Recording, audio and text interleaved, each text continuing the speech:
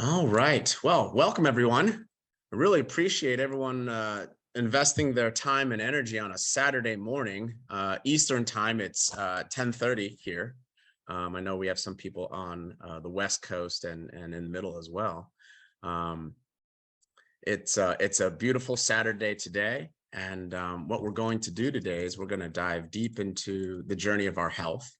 These days, it's very difficult to manage our health, especially with everything going on. You got the economy, you have politics happening, you have COVID that everyone's been kind of trying to manage. And for the first time, you have the younger generation that's not going to outlive their parents. This could be caused by a number of things like the massive processed foods that are out there, maybe the lack of root cause problem solving approach to medicine, misinformation. You have the rise of social media that's taking our attention, a lot of things that are out there. And so just want to congratulate each and every one of you to spend your Saturday trying to learn a little bit more about your health so that you can protect yourselves in the world today. For those of you that don't know, and it looks like there's a number of you that I have not met, my name is Peter Din. I'm the health coach for the Gut Hormone Clinic.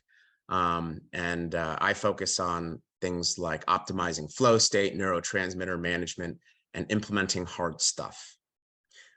It's my pleasure to introduce Dr. Din today.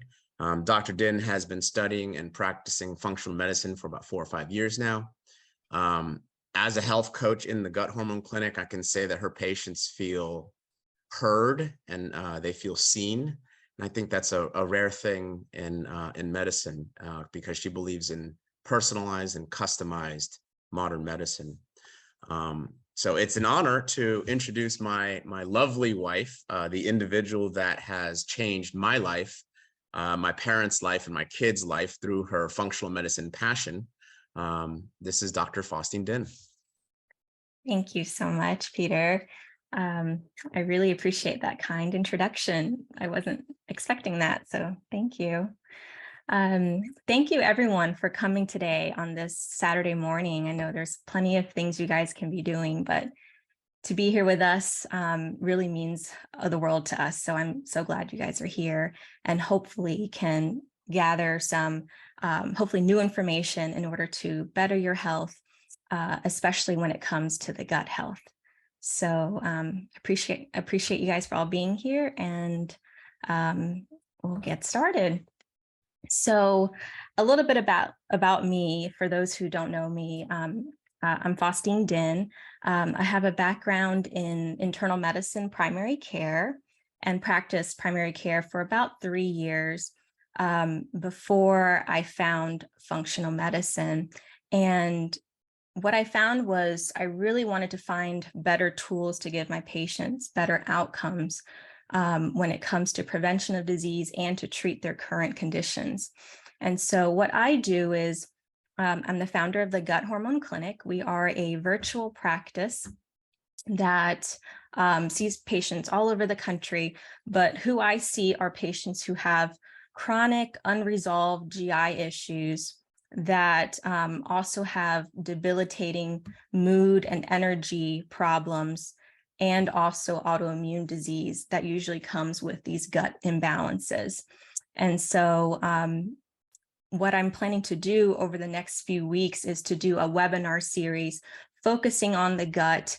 And today's lecture is on the gut and how it connects with our mind and can contribute and directly cause things like mood disorders, low energy, anxiety, and depression. So we'll go ahead and get started here. Sorry to interrupt. Just as a heads up, if any of you have any questions, feel free to just type it into the chat. We're going to answer all of the questions at the end. Yes. There's gonna be a lot of good questions here, and so we'll get through each of it. And so if you guys want to stay at the end, we're happy to answer them. Great. Thank you, Dr. Din. Thank you. So just a disclaimer that this is an educational class. We're hoping to give you guys a lot of health insight, but as always, if you're going to implement something new, especially when it comes to supplements or medications, definitely run it by your practitioners. Just know that this is just educational, but we're hopefully here to help you guys. So with the bacteria and the microbiome, we're talking about the GI system. And when I think of the GI system, I think of two things: the microbiome and the integrity of the GI tract. So what type of bacteria, viruses, yeast are present, and also how is the integrity of the gut lining itself? Is it really inflamed? Does it leak a lot of pathogens through? Because right on the other side of the GI tract is your own body and your immune system. And so within this hollow tube, if you will, it's a habitat of all these different bacteria. A lot of times it's very helpful, but we don't want a lot of it entering into our system. So in order to have a healthy GI tract, you need to have the actual lining healthy. And so when we look at all of these, diseases like heart disease, lung disease, mood problems, when you trace it back to the origins of where the dysfunction happened, most all cases, you can trace it back to a GI disorder. The GI tract does so much for us. 70% of our immune system is actually within the lining of the GI tract itself too. And it makes 80% of our serotonin, which is pertinent to this talk because serotonin is that neurotransmitter that allows us, it's that brain chemical to make us feel calm, happy, joyful, and not, anxious, on edge, irritable, and depressed. And so in order to have healthy brain, you need to have a healthy gut. And so, when it comes to teaching how to maintain health, I always start with the GI, and that's why the basis of my clinic is the gut hormone clinic, just because it is that foundation to prevent disease. And so when it comes to mental health and mood, I think it's quite clear that the rates of mental illness and substance use is increasing rapidly, and the prevalence is staggering. And even before the pandemic, our outcomes in psychiatric management, treatment of mental illness was pretty poor. There was a study that came out in 2007 called the STAR-D trial that did a meta-analysis on all of the outcomes and the efficacy of antidepressants and SSRIs to treat depression. And their remission rate and recovery rate was less than 20%. And so we're not doing well with the current model when it comes to treating things like depression and anxiety, as many of you guys may have experienced yourself. And so I wanted to share some of the chaos that kind of goes into the experience of the patient and the practitioner when it comes to depression and anxiety. What usually happens is the patient comes in and says, my heart beats fast and I don't know why, or I'm always anxious and it's just not, an appropriate reaction that I have in certain situations. It feels like it's like taking over me. What typically happens is a diagnosis, a symptom, and then to a diagnosis sort of situation. So the doctor or the practitioner hears that you have a certain symptom, they match it to the DSM-5, diagnostic criteria for mental health, and then they say, well, you have generalized anxiety disorder. And so what usually happens is, therapy is recommended, and sometimes that can be very helpful, cognitive behavioral therapy. And if that isn't helpful, depending on the severity, they say, well, here's a medication. And so you're kind of like throwing darts in the dark here when it comes to picking a medication, because the honest truth is, how do you pick between Zoloft or Prozac or an antipsychotic medication? it's really kind of driven by pharmaceutical research to translate and lead to an educated guess, which, and that's not an issue. That's how most all of scientific medicine works. You do research studies and then you recommend a intervention. But when it comes to working up depression and anxiety, usually, the workup for it, just like if you have a headache, they get a CT scan, they get blood tests and all these things. When it comes to mental health, there's not a very vast workup. It's usually a couple of labs. You check your vitamin D or your thyroid. And then if those are normal, you get a medication. And so that model just doesn't work because our body is a complete integrative synergistic system. And if you don't look at it holistically and you're only treating the signs and the symptoms, if you don't dig deeper, you're never going to find the medical functional imbalances that can occur because, there's something wrong with it. And then the symptom that it expresses is anxiety or depression. So in order to get real outcomes for my patients, I had to really learn how these physical functional body system issues happen. And what I see is so often we, in the current medical model, we blame the person's psychological or emotional state, or we blame that they have an emotional problem to explain these symptoms when it really is a physical and biological issue. A physical and biological problem. So, I'm going to go into some of those dysfunctions that can happen to cause someone to feel anxious or depressed. So, everyone knows the example of if you don't get enough sleep the night before, you feel, very irritable, you feel sluggish, you can't focus as well. And you may even feel depressed. But if I were to say, this is how I feel today, would you say that, oh, you have depression? No, right? You would say it's because you didn't sleep. There's a lot of things that have, built up because you haven't slept, or there's a lot of stress on your brain now because you didn't sleep. It's just like that with anxiety and depression and mood disorders when we look at it through a functional medicine lens. So these are some diagnoses that I see very often in my clinic in patients that have anxiety or depression. Sometimes, a patient may have one big cause, or they might have 5 or 6 of these. It just kind of depends on the individual. And so you can have so many different people present with the same, at the end result, anxiety, but their cause might be so many different things. And to just prescribe an SSRI, which is, an antidepressant medicine, is just not going to get to what we're dealing with nowadays, which, this is just to illustrate, the different systems going a little bit more in depth that can be out of balance. And when any of these are out of balance, they all speak to each other too. All of these nodes influence each other. And we really need to kind of look at it with a bird's eye view and a comprehensive view. So I say all this to say that mood disorders are really a syndrome of underlying causes. And these causes have expanded, this is not the same as it was 60 years ago, when a lot of the research for SSRIs and antidepressants looked pretty good.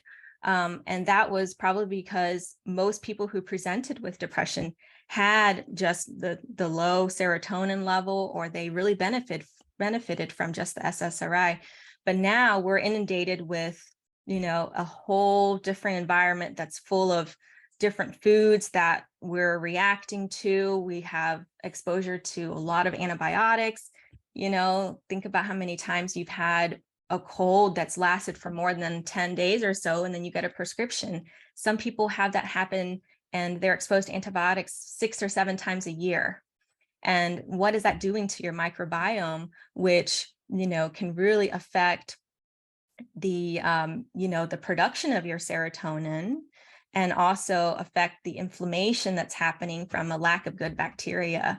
And so, So, I just feel like functional medicine is the way to really get to the root of all these things. So with the gut-brain connection, to kind of go into more of what I'm going to present today, when I talk about the gut, I'm mainly talking about and how it impacts mood is the microbiome and serotonin production. So think, what are the bugs that we have in our gut? And yes, they can really influence mood. And then are we making serotonin, and that does have to do with the bugs that we have, but later I'll show you how there's just this fascinating concept that happens when we have inflammation in our body and what that does to serotonin levels. So this is a study that shows that you can induce anxiety-like behavior in an animal study, in a mice study, when the mice was injected with a specific bacteria called Citrobacter rodentium. And compared to the control group, there was a significantly higher rate of anxiety-like behavior. And there was also increased signaling of the vagus nerve to the brain. So this is proof that there is a gut to brain connection. And this anxiety-like behavior happened within 7 hours of injecting this bacteria into the mouse. And so this is just an example of how your microbiome and the specific bacteria can really influence mood.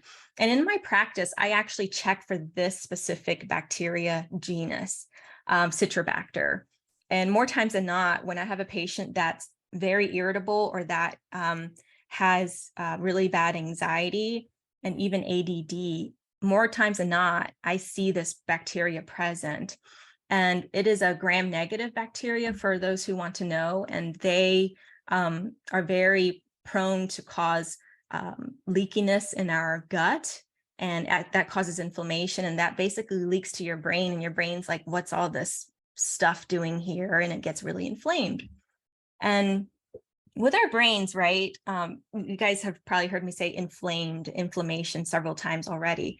When it comes to dysfunction in the whole body, it is based on inflammation. When you have inflammation of your joint and you have arthritis, it's inflammation within the joint space. When you have inflammation and you have a heart attack, it is inflammation within the artery lining, right, and in the heart itself. When it comes to the brain, we can't feel our brains, right? There's not any like sensory nerves, but how it will display is through depression, through brain fog, through spaciness, and through anxiety. So when you take the same anxiety-induced mice and you do a different type of study, this is a different study where they injected a more friendly bacteria called Lactobacillus rudii. There was decreased inflammatory cytokines and decreased inflammation within the colon of these mice. And this is also a bacteria that we commonly check, and it's in a lot of probiotics, lactobacillus, right? And you need, a healthy amount of it in order to have a balance of, to try to mitigate inflammation. And I apologize if this slide is blurry, but this is an actual DNA GI test that we get in our clinic called the GI map test. It does qPCR modality in order to check for these bacteria and parasites and viruses as well. And as you can see here, anything in red is just way too high and it's causing a problem. And anything yellow is low. On the left side, we have our pathogenic, these bad guys that should be at low levels. Having some is okay, but when they get high, they cause a lot of inflammation. And in this patient, they do have the presence of Citrobacter. They also have Klebsiella, which is another one that can really cause a lot of autoimmune problems and inflammation in the gut. And when you look at the friendly commensal bacteria, looking at Lactobacillus, as we just talked about, it was low. So this patient this is their actual lab. This is my patient. She's 42-year-old who has significant bloating. And the type of bloating that she had was this just fine when she wakes up, but as the day goes on, she's just has like a food baby and she feels like she's like 6 months pregnant. She was always constipated, going to the bathroom once a week or so. And she thought that was normal for her. But after really diving deep, it's like, no, that's not normal. She also had significant anxiety, trouble focusing at work, and she was just tired all the time. She also had psoriasis, like behind her ear and on her scalp. And so we got this test, and, we get this test on every single patient that I see because health starts in the gut. And what we saw was all of this inflammation and, inflammatory bacteria. We also did a SIBO breath test, which is a breath test looking to diagnose small intestinal bacterial overgrowth because of how bloated she was. And what we saw was that she had SIBO, and she also had something called leaky gut, which I will go into more in my next talk in 2 weeks from now. But that was causing a lot of these bacteria to leak out of her GI tract, and the particles within the bacteria to inflame her mind function, really. And so what we did was we treated her with oral antimicrobials. We can do prescription antibiotics, and we can also do herbal antimicrobials. I tend to choose herbals because I find that they're gentler on the system. You can titrate it. So you kind of put the power into the patient's hands. Like, hey, if you're having a lot of, side effects from the treatment, or you're having a lot of diarrhea, back off by a couple of capsules. With an antibiotic, you can't really do that. It's an all or nothing, sort of deal. But when you do herbals, you can really titrate things. We also started her on glutamine, which is a gut healing amino acid, which comes from protein. It comes from things like meat and tofu and that sort of thing, but concentrated glutamine to heal up her gut lining. We also put her on betaine hydrochloride, which is basically some acid for her stomach, because we found that she was not making enough stomach acid. And this happens a lot for my patients that are older, but also patients that have been put on a lot of antibiotics. They actually have reflux sometimes because they don't have enough acid. So we put her on that, about 200 milligrams with every meal. We also put her on a biofilm agent, which I like to call it a biofilm buster, because these bacteria, they have been living in our gut for a long time by the time I've seen these patients. And they have these like protective mechanisms where they can build up a shield like in front of them in order for your immune system to not be able to penetrate and basically kill them off. And in order to get these antimicrobials in there, you really have to basically break up the biofilm. So we had her on these agents for about 2 months. And at the end of 2 months, her constipation improved significantly. That's the first thing we work on. We got to get people moving their bowels. When things sit in there, overgrowth happens and bloating happens. But her constipation got better. Her bloating significantly improved. She was able to focus better at work, and she noticed that she was not as reactive and anxious during situations that normally would trigger her or to get her really, anxious. And so she had a lot of improvement. And it took about 3 months for her psoriasis to actually go away. So, think about all of these issues and how sometimes you have so many patients have a specialist for each type of symptom, right? They have a psychiatrist, they have a dermatologist, they have a GI doctor, and their primary care. But we can take care of a lot of this if you look at it with a holistic view.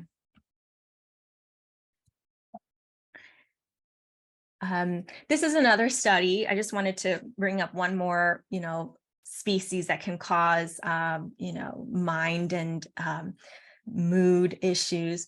This is a study about Candida and how it can make someone, feel very anxious because of the toxic byproducts that Candida albicans can make.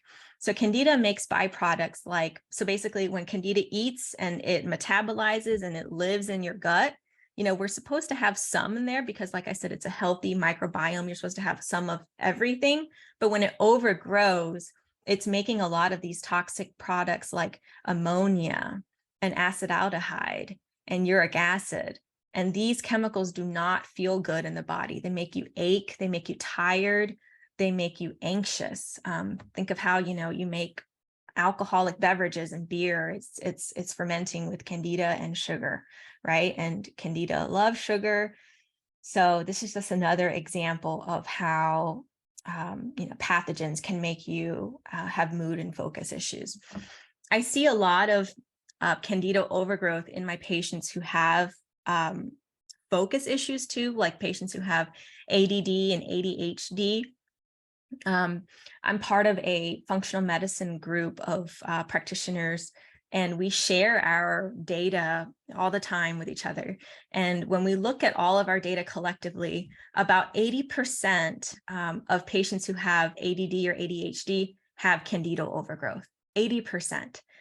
And when we fix the candida overgrowth and the dysbiosis, and we fix their neurotransmitters through the next thing that I'm going to talk about, we can really get these patients better. And to think that your only solution for ADD or ADD is a stimulant like Adderall or Ritalin really just misses the boat. So I just wanted to bring that up. So neurotransmitters, this is a second topic that I want to talk about.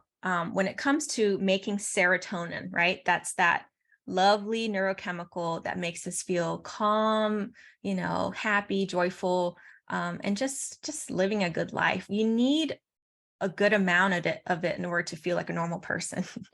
And so when you have gut dysbiosis like that, a lot of that citrobacter or no lactobacillus or just that GI map test looking all red, what ends up happening is there's a lot of inflammation in your gut, and inflammation will drive your body to use the precursor of serotonin, which is called tryptophan, and it will push the body to make all of these chemicals. So there's a competition for either making this pathway, serotonin, or these inflammatory chemicals. And so what ends up happening is you make a neurotoxic brain chemical called uric acid, and that will go on to make glutamate. And glutamate is an amino acid that is the base of something like MSG, right? That food additive, monosodium glutamate. It makes people super wired, super just inflamed. You just feel like you can't think, you're irritable. And so not only does that happen, but you're not making any serotonin, or at least not in a sufficient amount that you should be making. So this is a huge problem because we are exposed to so much inflammagens in our system, like having a poor microbiome by eating too much omega-6 fatty acids, which can be really inflammatory. And just our environment, the air we breathe, the water we drink, all of that. Stress is an inflammagen as well. And so when we correct this inflammation, and in this talk, I'm specifically talking about gut inflammation, we can really help with mood. And then if you look here, serotonin, which is right here, it goes on to make melatonin. So these patients, they're wired, they're tired because they're so inflamed, they're depressed and anxious, and they can't sleep. I mean, how many people feel that way, right? And we're not looking at their gut. So like I said, the toxic neurochemical, if you will, called uric acid, if we take mental health and psychological symptoms and take it a step further, if I'm saying that you can't feel your brain, so it displays as anxiety and depression, if we take it a step further to something that we can see and that is a brain issue, we talk about seizures, right? Parkinson's disease, Alzheimer's disease. This is a paper about a research paper about an animal model where the mice had infantile spasms, seizure-like activities, And when they were able to reduce the kynuric acid level through a very specific pharmacologic agent that we don't prescribe for patients currently, but the point is when they were able to decrease this neurotoxin and give the mice an antibiotic to treat their dysbiosis, they saw a significant reduction in spasms and seizure-like activity. So this is another example that, inflammation of the brain can cause a lot of these psychological symptoms and neurological symptoms. So I wanted to wrap up the talk with, just kind of getting your brain to maybe think about, well, maybe there is dysbiosis present and how there's some clues that can really hone in that, yeah, like we should definitely get an evaluation. The first thing is bloating. So like I talked about before, if you have this bloating that, especially if it's worse as the day goes on, and you feel like you are, have this, like almost feel like you're like 6 months pregnant, especially if you have pain and bloating, you likely have some sort of bacterial overgrowth, either in the small intestines or the large intestines or both. You can also get bloating with yeast overgrowth. That bloating tends to be random times, like I just don't know, like nothing, I can't really pinpoint a specific time of day that it comes on. You might have yeast overgrowth or bacterial overgrowth. If you were constipated, and a lot of people think it's normal to be constipated or just to have a bowel movement once a week, but ideally you should be going to the bathroom and having bowel movements every day. 1, preferably 2 soft and formed bowel movements a day. And if you are not having that, then there's some sort of slow motility happening. There are some bacteria that actually make you more constipated. There's a hydrogen sulfide producing group of bacteria that make people have constipation, like IBS and SIBO. And so, definitely think about getting a gut diagnostic workup, but something that you can try that I find really helpful. Like I find that this works almost every time as far as just getting people to have a bowel movement every day. But magnesium glycinate, 200 milligrams, 1 to 2 times a day. How you know if you are taking too much, let's say you go up to twice a day and you start having diarrhea, then you back off, right? So just take it once a day. But magnesium is a essential element that you need in your body because it's responsible for over 300 reactions that are happening in your body, 300 enzymatic reactions, from detoxification, from clearing out neurotransmitters, from making brain chemicals, all of that. So we really need magnesium, and it's found in food. And if you Google what food sources had magnesium, you really have to make an effort to get enough in. Fiber, we want to have at least 25 to 30 grams of fiber a day. That's probably undershooting it. You probably would benefit a lot more if you had a lot more. But just to give you guys, just a starting point, currently the average American eats about 10 to 15 grams a day. So just doubling it, I think, can always help. Fiber feeds your good bacteria. They make things that calm your intestines that end up calming your brain. So very helpful. And something else that, is not normal is having frequent diarrhea. There's so many people that I know that have just tolerated symptoms of diarrhea. At least, they have diarrhea a couple times a week and they think that that's okay, and that, they just live with it. And it's completely understandable, right? Mm-hmm. Like every time they bring it up, there's not much that's done about it, or they may not even think to bring it up to their doctor. But that is not normal, and that could be an effect of dysbiosis as well, and bacterial overgrowth.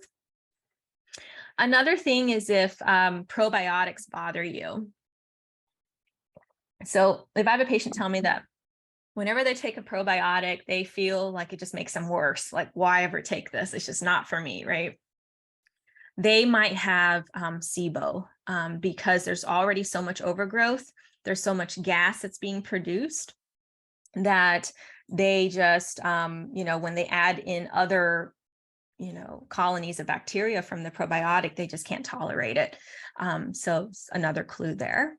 If garlic or onions bother you and whenever you eat those foods and you just feel like your stomach is just churning and you're super bloated, then that might be a clue of another type of, hydrogen sulfide bacterial overgrowth. If you eat gluten and or carbs like bread and pasta, and that bothers you, that could be so many different things within the gut that could be from. It could be a gluten sensitivity problem. You might be having leaky gut. So, and that depends on what bothers you, right? Like if it's just bloating, then that's one thing, but if it's bloating and then your mind feels foggy, you probably have leaky gut. And that really needs to, be put as a priority to treat, because that can really cause a lot of just unnecessary suffering with fatigue and fogginess. And if you have a history of low vitamin B12, that is another sign that you have insufficient bacteria, because vitamin B12 is made by our gut bacteria. And we also need a really healthy GI tract in order to absorb the B12 from our foods. So when I think of low vitamin B12, I also think about labs. If you've had labs done and your B12 level is less than 500, you may have been told that that's normal, but that range, that reference range needs to be a lot higher. And I really aim for my patients to be 600 to 800, level at B12. So if you have a lab and it says 300 and your doctor says, yeah, it's normal, there's something there. So you definitely need to look into that and then to get vitamin B12 replacement and or look at the gut if you have GI issues. And then the other thing is if you have, anxiety for no reason, or you feel like your anxiety is unwarranted for situations that you're put in. If I haven't made a point yet, please, if you or someone has anxiety or depression, and they have chronic GI symptoms, and they're not getting the results or health outcomes that they want, please let them know that there's actually solutions for them now, and that we can help. We can look at the root causes of why these things are happening, and we can, get that gut evaluation, because really health starts in the gut. So I invite you guys and to invite people that to, you can go online to my website and make a free gut hormone solution consultation, and they can speak with me about the symptoms they're experiencing. I can try to piece things together and get them on a good plan in order to avoid this unnecessary suffering. This model of trying one medication, and then if that doesn't work, another medication for mood, or doing very invasive procedures like a colonoscopy, and then trying to rule out bad things on that colonoscopy, like rule out cancer or Crohn's disease, just isn't acceptable when it comes to overall, gut health and mental health, because usually the workup stops there, and people end up accumulating so many different prescription strong, full of side effect medications, and they still don't feel better. And so previously, we used to think that mood disorders and brain fog were a psychiatric or a mindset thing. But actually, there's a lot of large factors that are not within our control. And if we fix these functional medicine issues, then we can really have an improved quality of life. And in my personal experience, that's been really reassuring for me, because it's helped me with my personal issues that I have dealt with in the past, health issues, and my patients a lot. And I really hope that it can help you guys too. So thank you. So at this point, we'll go on to questions if anyone has any, but thank you so much. Thank you so much, Dr. Den, for giving us great information. There's a lot of gold nuggets here that I'm like taking notes myself. There's just so much to learn every time we have either a webinar or just trying to understand what functional medicine is. So yeah, let's open up to questions that anyone has. No question is a stupid question. This is a kind of a new industry for a lot of us, me included. I think Deborah has asked, how do you get a GI tract testing done? What is the next steps there? Yeah, so definitely, I'm glad that Deborah, you're thinking about this. I mean, I think it's going to give you a lot of health value and just be so insightful to get a picture of what's going on in your gut health. So the next steps would be, just to reach out to me, and reach out to our clinic, and we'll get you on the phone just to ask, what type of symptoms are you having? Because, the gut test is great. It's going to give us a lot of information, but like I said, it's kind of like this holistic approach. So there's other systems that might be impacted, and I just want to make sure we give you the best value. So the best way is just for us to start talking on the phone and see what issues you're dealing with, and then we can get you that that gut test ordered. The way that we do it in our clinic is like I said, we have a virtual practice. So after I see patients, I order their labs, and lab kits are sent directly to their house. For this gut test, it is a stool test that you collect at home, and then you package it up and then FedEx it to the lab. And the lab sends me the report, and then we meet in a couple of weeks to discuss your findings and then your gut protocol and your gut treatments. Yeah. Just to answer another question that I've been getting a lot of, the lecture is recorded, and so we'll talk about how to get that out to the people that you love, and for your own review. Just send us an email and we'll get that to you. Miss Yuing Wing asks, is this the first line of treatment? Yuing, can you clarify that question? Are you talking about the testing itself, or is there something specific about what you mean with the first line of treatment? Yes, can you hear me? Yes, I can. Okay. Yes, exactly what, if your patient comes to you and say, I have depression, or I have, constipation or diarrhea, or what, is this the first thing that you do? You check for the gut? Yes, that's a great question. So if patients come in and have that as a symptom, if they have constipation or diarrhea, like at all, like chronic diarrhea, constipation, then I do test them with this GI map gut test. And that's to look at their bacteria and that sort of thing. If they have anxiety and depression along with those symptoms, the gut test is very helpful for that. But sometimes it's not always the gut, right? Sometimes it's a nutrient problem, a nutrition problem, things like magnesium, vitamin D, iron, vitamin C. All of those are very important to make serotonin. You need a healthy GI tract in order to break down those foods and supplements that you take and eat. So it goes back to the GI tract as well. But I actually also do a nutrient evaluation for these patients too.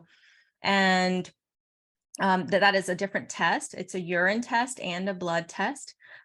Within our patient programs, we actually get two of these tests off the bat. So the GI map test and what we call the NutriVal test to look at your nutrients and that sort of thing. And on there, we can actually measure the metabolites of serotonin and other neurotransmitters in case you're dealing with any other mood symptoms.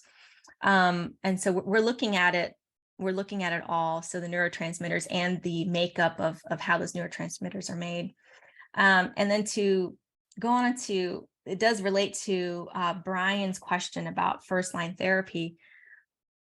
Lifestyle and diet is a huge component of the treatment approach for these, for any of these patients. So I always say that I cannot out supplement a bad diet or out treat with antimicrobials a bad diet. So we always talk about lifestyle and dietary habits.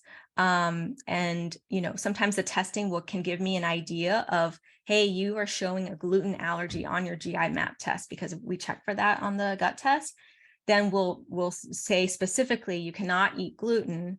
But also, how else are you eating? Are you eating a lot of processed foods? Are you eating a lot of trans fats? Are you eating a lot of omega-6s and 9 fats, which cause inflammation in the gut? Are you getting enough antioxidants through, sulfur-rich vegetables and just vegetables in general? How are you getting your glutamine, which is found in some vegetables, but mostly, some animal products, to heal your gut, to keep your gut non-inflamed.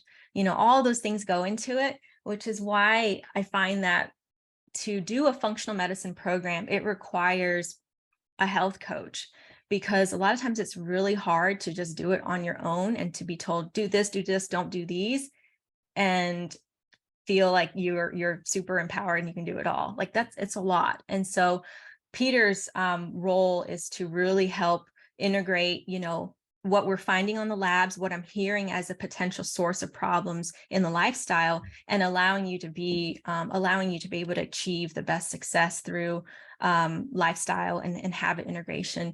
I don't know if, Peter, you want to weigh in on that, and how health coaching can help with that, especially when it comes to lifestyle and diet.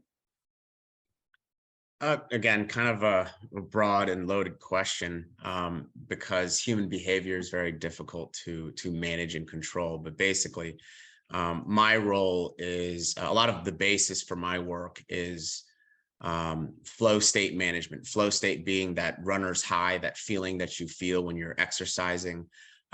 Basically, how do you reduce the amount of energy it takes to make a decision? And how do you increase your energy so that you can do the things that you want to do? There's a lot of things that all of us don't feel good about, whether it's exercising routinely, or, you want to wake up at 5 a.m. every single day to do a cold shower plunge, whatever your kind of ceiling is for your own personal development. It takes a lot of energy to do that. And so a lot of my work, I go back on Steve Kotler's work and looking at the neurotransmitters within the lab testing to kind of figure out the best pathway for you. I myself suffered from low dopamine, which, has all sorts of issues. And so having experienced what it feels like to be in a low neurotransmitter state and trying to navigate that was a challenge. And so that's kind of some of the stuff that I work through. Dr. Din, if you could also kind of, I know Brian asked about how the plant-based diet as a first-line therapy, maybe have a couple words about other diets. Really, there's Brian, there's like pros and cons of each diet, and there's very necessary things in each diet. So Dr. Din, could you just speak very quickly on like the benefits of other diets and also the benefits of plant-based diets kind of thing? Absolutely. I feel like a plant-based diet is great, and it I guess it also depends what you mean by plant-based. If it's only plants, sometimes it really depends on what you are eating within the plant-based diet. So if you're eating a very plant and vegetable rich diet, I feel like that is superb because of all of the anti-inflammatory agents and antioxidants that are in food, the flavonoids. All of these things are good for the immune system, we need a healthy immune system in order to fight gut infections too, right? And also you're getting less inflammation overall because you're not eating, the processed stuff. But sometimes my patients who have really inflamed GI issues, they actually have such a leaky intestinal barrier that when they eat plant-based and they're eating a lot of beans and beans mostly, or chickpeas or lentils, sometimes they can't tolerate that. So I always go back to, I'm looking at the person in front of me, what type of symptoms do they have when they eat certain things?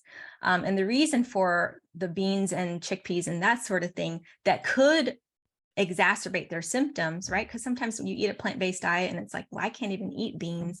The reason for that is sometimes, depending on how you process the beans, there are different proteins around the food itself called lectins that can act as a inflammatory substance within the gut, and the gut has to break it down. And all of that is using a lot of resources, and whatever is not broken down can add to inflammation. And so it just really depends on the person that I'm working with, and what their intestinal integrity is like, and that sort of thing.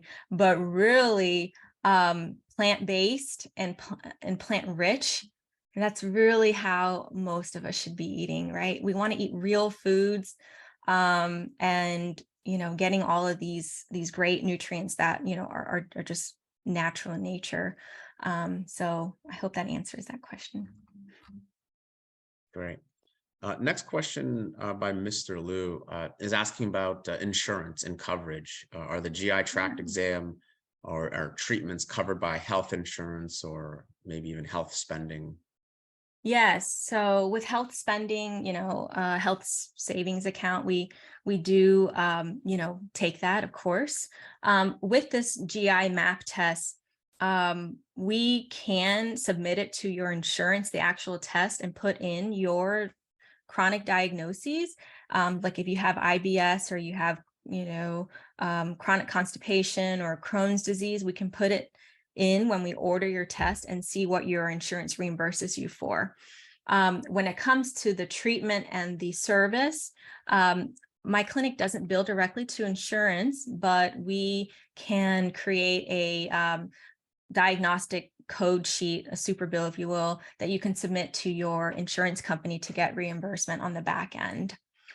For Kaiser, I'm not sure, just because usually they only allow you to see people within their network, if I'm not mistaken, but we can always, submit those super bills and the GI map test to them to see if they'll reimburse some. Something also to think about for everyone. The current medical model is all intertwined. The hospital systems, the insurance companies. If you go to any major city, the tallest buildings are insurance companies. So they actually have a big influence on how things are billed, and things that are more innovative and more the modern approaches to medicine. A lot of them, and some of them, aren't even acknowledged. They're not even aware of its existence. And so a lot of things, even under the insurance kind of route, isn't covered. The way we look at it is that, especially nowadays, the power needs to go back into the patient's hands. You really have to figure out what information is good for you, because you're surrounded by so many things that can hold you back in your health. And so really, a lot of us, just like all of you guys, are spending time today. You're not going to your conventional doctor to figure out how to, upgrade your health. You're trying to go outside the system a little bit. So just like you guys are investing time, money, and energy into your Saturday on a 10:30, random day, on a weekend, that's kind of our approach and mindset about functional medicine. It takes a lot of time, money, and focus, investment into this kind of stuff, because it's new, it's different. It's new in a sense that it's new to society, but it's been around for decades, 20, 30 years. The research is pretty solid on it now. So just some things to think about. Does anyone else have any more questions? These are great questions that everyone is asking. I appreciate everyone for contributing and having the courage to ask these questions, because a lot of us are thinking about it, and we're all trying to figure it out together. We're all trying to optimize our health, because we have families and businesses and just life to kind of deal with. So does anyone have any other questions? Yes, I'm in the middle of typing, Peter. Okay. How does a patient decide whether or not to see a GI, PCP, or gut specialist? And also, that's a great question. And Dr. Din, if you could also just speak on maybe the general process of a person that has an issue, and then how they go through it, and what things, the pros and cons of going through each thing, or how fragmented it is. Maybe you can help us get some clarity on that. Yeah. So what typically happens is, and I think that everyone should have a primary care doctor. That's your first mode of being able to detect, if anything serious is happening in your organs and in your, liver, kidneys, through blood tests, routine annual physical blood tests that you get. And what typically happens, and it depends on the symptom, but when you go to primary care with GI complaints, and I feel like that's a great starting point, right? You know, you have the service there for you. I was trained in primary care. I did primary care for 3 years. It was a great experience, and I was able to help patients definitely in the short term. But sometimes, you know, medical issues are just so complex that the current modalities in primary care are just most of the time centered around certain prescription agents. And so they don't really tackle some of these root things that we're talking about. But a lot of times you go to primary care and they prescribe things like, for instance, if you have heartburn and you say, you know, you have reflux issues, they give you an acid reducer pill or an H2 blocker. And they take that and the symptoms can get better. But the problem is that when it comes to the GI system, you actually want a lot of stomach acid in order to break down your food. Not all the time, but certainly when you're eating and the few hours after you're eating. What ends up happening in the setting, primary care setting, when it comes to GI complaints is sometimes the agents that are prescribed are so powerful and strong that they actually do harm on the other side. So if I give a patient a proton pump inhibitor or H2 blocker like Nexium or Pepcid or, you know, any of those other pills, it actually completely turns off their acid production in their stomach. So short-term symptoms can feel better, but what I hear usually is patients still have to modify what they eat. And a lot of times eventually they have to switch to a different agent because it doesn't work anymore. And that's because the initial problem wasn't addressed. You know, the reason of why is this reflux happening? Why is this heartburn happening? Wasn't ever really addressed. And so what ends up happening with that situation is they go back to their doctor and they say, this isn't working anymore. And then they get sent to see a gastroenterologist. And the problem I have with specialists is, I mean, they can be life-saving. They can, you know, find out if you have serious disease going on, and they can really suppress and shut off disease just like that with, you know, monoclonal antibodies or immunosuppressants, steroids. We can really shut things off really quickly in conventional medicine. And that is great to save lives. But what ends up happening is that's the only scope that a gastroenterologist will have. Oh, I'm just looking to see if this reflux is due to a ulcer, a bleeding ulcer. If it's not bleeding and it's not an ulcer, stay on your proton pump inhibitor, stay on your Nexium. And a lot of times they jump to invasive procedures like doing an endoscopy. Great, right? But it's like, okay, they're looking for the more severe outcomes. And if it's not there, the patient is still at square one. And that's the only thing that I find that, you know, conventional route just doesn't have the time, the resources, and unfortunately, the honest truth is the knowledge to approach these very chronic, you know, complex system issues with the tools that they have. So in that case, you know, that's when I would recommend that a patient see someone just with a little bit more of that comprehensive approach and viewpoint, like a functional medicine specialist or someone with background in it. If you don't mind, Dr. Den, I would also like to weigh in on this. This is that question is somewhat of a triggering question because we see so many things that can be improved within the current model. For myself, having GI issues, you'd go to a GI person, they would do a couple tests and they would look at things very structurally. A lot of the lab tests that everyone is getting currently in your normal blood panel are very outdated. They're very outdated. I imagine Dr. Din may share this belief, but I'm under the personal opinion that everyone should be looking at these tests like on a 6-month basis. Wouldn't you want to know why you're having more anxiety than normal? Wouldn't you want to know kind of the things that's causing brain fog or excess fatigue?